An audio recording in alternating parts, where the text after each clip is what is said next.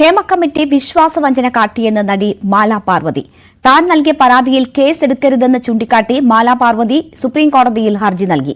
മൊഴിയുടെ അടിസ്ഥാനത്തിൽ കേസെടുക്കില്ലെന്നാണ് എല്ലാവരോടും പറഞ്ഞിരുന്നത്.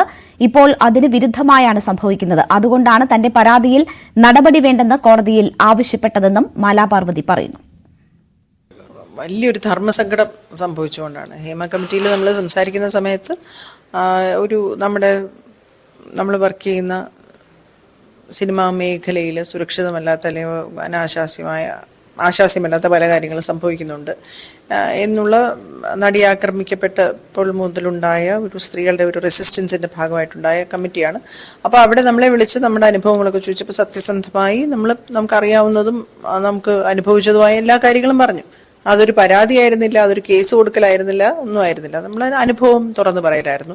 അപ്പോൾ അതിനകത്ത് അവർ പറഞ്ഞിട്ട് നമുക്ക് നാളെ ഒരു നിയമമൊക്കെ ഉണ്ടാകും അതിനു വേണ്ടിയുള്ള ഒരു കമ്മിറ്റി റിപ്പോർട്ട് അങ്ങനെയാണ് മൊഴി കൊടുത്തത്. അതിനുശേഷം പിന്നീടുണ്ടായ ബഹളം എല്ലാവർക്കും അറിയാവുന്നതാണ്. ഇഷ്യൂസൊക്കെ ആയിട്ട് ഹൈക്കോടതി ഇടപെട്ടു. ഇതെല്ലാം തന്നെ FIR ആയിട്ട് കൺവേർട്ട് ചെയ്തു.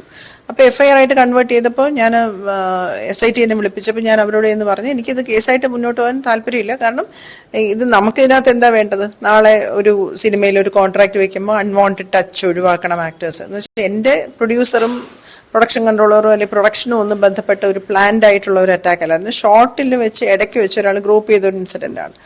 അപ്പോൾ അതുപോലെ ഹിയർസേ ആയിട്ട് ഞാൻ പറഞ്ഞ കാര്യങ്ങളൊക്കെ 2 FIR ആണ് ഞാൻ പറഞ്ഞതിൻ്റെ അടിസ്ഥാനത്തിൽ ഇട്ടേക്കുന്നത്. രണ്ടും ഇന്ന് റെലവൻ്റ് അല്ലാത്ത കാര്യങ്ങളാണ്. അപ്പോൾ അതുകൊണ്ട് അതെനിക്ക് കേസ് കൊടുക്കാനായിട്ട് താല്പര്യമില്ല എന്ന് അവരോട് ഞാൻ പറയുകയും വീഡിയോയിൽ പറയുകയും എഴുതി കൊടുക്കുകയും ചെയ്തു.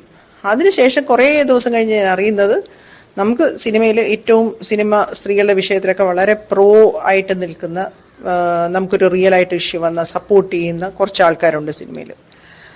അങ്ങനെയുള്ളതിൽ പ്രധാനപ്പെട്ട ഒരാളാണ് അലക്സ് എന്ന് പറയുന്ന പ്രൊഡക്ഷൻ കൺട്രോളർ. അന്നായിരുന്നു, ഇന്ന് സിനിമയുടെ പ്രൊഡ്യൂസർ തന്നെയാണ് അദ്ദേഹം.